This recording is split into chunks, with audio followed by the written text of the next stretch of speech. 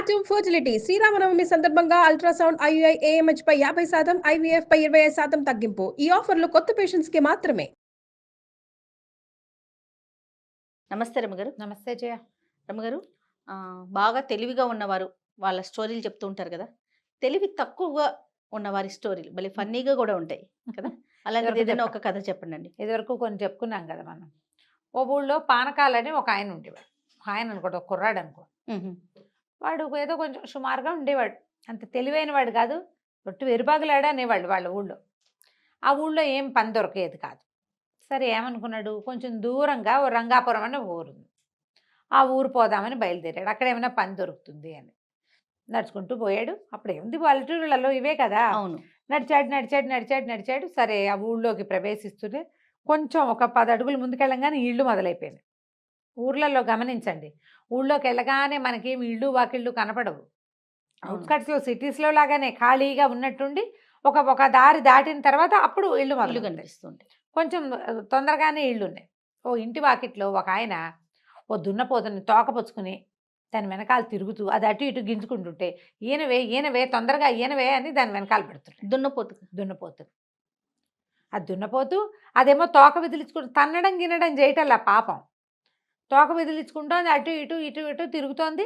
ఎప్పటికీ ఇంతవే 100 రూపాయలు పోసుకొన్నాను నేను నిన్ను, నీ మొహమండా అని తిడుతున్నాడు దాన్ని. అక్కడి నుంచి ఆ తోక విదిలించుకోవడానికి ట్రై చేస్తోంది. ఇది చూస్తున్నాడు. వీడికి చూస్తూ వాళ్ళకి అప్తే రేపు ఎంతుంది ఏమిటి అని చూస్తున్నాడు. వీడి తెలివితేటలు అవి. అక్కడి నుంచి ఏం చేశాడు, ఛీ నీతోటి ఇట్లా కాదు, నిన్న రాత్రే నువ్వు పిల్లని పెడతావని చెప్పాడు నిన్ను నమ్మినవాడు.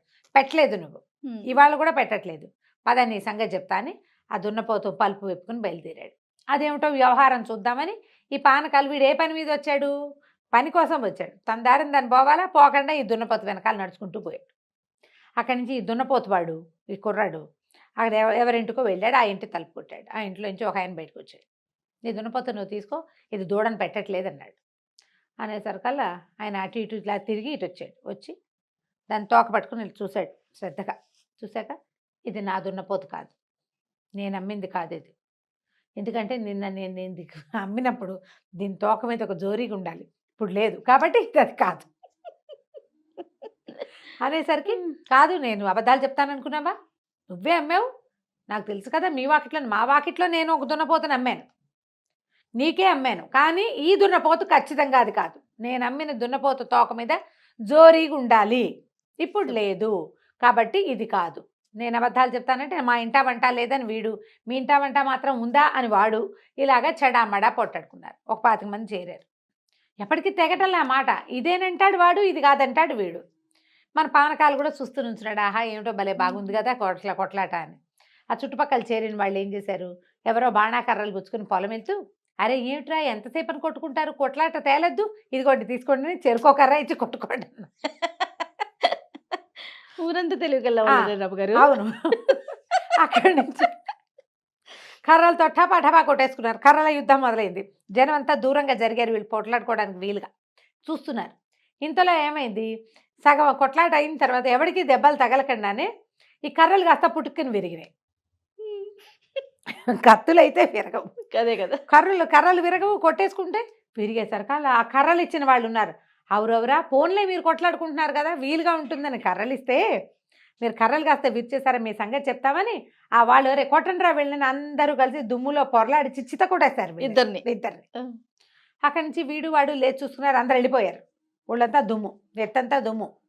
సరే ఇళ్ళకి వెళ్ళి స్నానాలు చేసి మంచి బట్టలు కట్టుకుని వచ్చి మళ్ళీ నుంచున్నారు. నుంచుని మన గొడవ ఇట్లా తేలదు, దూడేస్తుందని దున్నపోతు నమ్మావు, ఆ దున్నపోతు ఎప్పటికీ పిల్లని పెట్టట్లా, దీతగాదా మీద మనం వెళ్దాం పంచాయతీ. వీళ్ళందరూ మన కొట్టారని చెప్పాలి కదా మరి అని చెప్పి గ్రామాధికారి న్యాయాధికారి దగ్గరికి వెళ్ళారు. ఈ పానకాలు వీళ్ళు స్నానాలు చేసి వచ్చేదాకా నుంచున్నాడు. ఈ తగాదా తేలాలి, వాడికి అర్థం కావాలి ఏం జరుగుతుందో. వీడు కూడా పోయాడు అక్కడికి. గ్రామాధికారికి చెప్పారు, ఇలా దున్నపోతుని అమ్మాడండి, నేను కొన్నానండి. వీడేమో ఆ దున్నపోతు ఈయన దున్నపోతు ఒకటి కాదంటున్నాడు, దాని మీద చుండిగా ఉండాలట జోరీగో, అదేమో ఇప్పుడు లేదు కాబట్టి మేమిద్దరం కొట్టుకుంటున్నాం. మేము కొట్టుకుంటుంటే ఊళ్ళో వాళ్ళు వచ్చి మాకు చెరుకోకర్ర ఇచ్చారండి, కర్రలు కాస్త విరిగిపోయాయండి, మా కర్రలు విరిచేస్తారని వాళ్ళంతా మమ్మల్ని దుర్ముల్లో పొరలాడించి కొట్టారండి. రంగయ్య, భూషయ్య, రామయ్య, సిద్ధప్ప అని 10 పేర్లు చెప్పారు. గ్రామాధికారి కొళ్ళు మండిపోయింది. ఏరా వెధవలారా, వాళ్ళు కొట్టారని చెప్తున్నారా? ఏది మీరు ఇంత శుభ్రంగా ఉన్నారు? ఇలాంటి తీర్పులు నేను చెప్పాను. అరే వీళ్ళిద్దరిని చితకొట్టేయండి రా అని.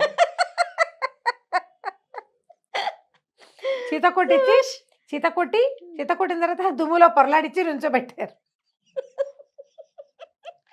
మరి సీక్వెన్స్ కరెక్ట్గా ఉండాలి కదా. సీన్ రీకన్స్ట్రక్షన్ చెయ్యొద్దు.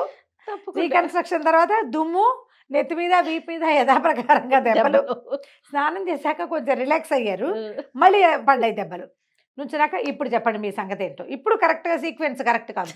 వీళ్ళిద్దరు మొహాలు చూసుకున్నారు. ఇప్పుడు ఒట్టిగా తన్నులు తిన్నావు. దున్నపోత సంగతి చెప్తే ఇంకెన్ని తన్నులు తినాల్సి వస్తుందో తీర్పు కోసం. వద్దులే వెళ్ళిపోదాం అనుకున్నారు. సైకిల్ చేసుకున్నారు. సరేలే ఏం చేస్తామని ఎవరి దారిని వాళ్ళు బయలుదేరారు. మన పానకాలు కూడా వాళ్ళ వెనకాల బయలుదేరి ఆ మొదట దున్నపోతును కొనుక్కున్నవాడు ఉన్నాడు కదా, వాడిని అన్నాడు, ఎందుకన్నా ఇంత గొడవ? దూడని ఇవాళ వేయింది, రేపు వేయదు, 2 రోజులాగా అదే పెడుతుంది దూడని. దున్నపోత అనగా ఏముంది, దూడని పెట్టక అదేం చేస్తుంది? రేపో ఎల్లుండో పెడుతుందిలే, అనవసరంగా ఇంత గొడవ చేసుకుని దెబ్బలు తిన్నావు నువ్వు వృధాగా అన్నాడు. అనేసరికల్లా వాడు సంతోషించాడు. చాలా మంచివాడివిరా నువ్వు, నాకు మంచి ఐడియా చెప్పావు, ముందే చెప్పుంటే అసలు ఈ కొట్లాటకు వెళ్ళకపోయేవాడిని, ఇంకో 2 రోజులు చూసేవాడిని, దానికి ఏమైనా పని కావాలంటే నేను చూపిస్తానని ఈ మహా తెలివైన పానకాలను కూడా పెంపడుపుచ్చుకుని తీసుకుపోయాడు. ఆ ఊళ్ళో వాడికి తప్పకుండా పని దొరుకుతుంది. అంతే కదా, అందరూ మహా తెలివైన వాళ్ళు కదా. బాగుంది. తెలివి గల్ల వాళ్ళ కథలు. ఇప్పుడు ఏంటంటే అవతల వాళ్ళని ఫూల్స్ని చేయటం కష్టం. అందరూ ఫూల్సే అయితే ఏముంది. ఇలాంటి ముల్లా నసరుద్దీన్ కథ కూడా ఒకటి ఇలాంటిది ఉంటుంది. ఆయనకి గాడిదలు ఉన్నాయట నసరుద్దీన్కి. పక్కింట్లో వాళ్ళు ఎవరో ఒక ఆయన మన ఇంట్లో ఏదైనా 2-3 బళ్ళు ఉన్నాయి అనుకో, పక్క వాళ్ళకి అవసరం వస్తే మీ బండి తాళాలు ఇవ్వండి అని అడగరు. అవును. కంచర్ గాడిదలు 2-3 ఏమో బయటికి పంపించేశాడు. వాళ్ళ అబ్బాయి వాళ్ళు వేసుకెళ్ళిపోయారు. ఒక్క గాడిదని పక్కింటి ఆయన వచ్చాడు. వచ్చి, ముల్లా గారు నేను బయటకు వెళ్ళాలి, మీ గాడిదని కొంచెం అరివిస్తారన్నాడు. లేదు మా ఇంట్లో మా గాడిద అన్నాడు.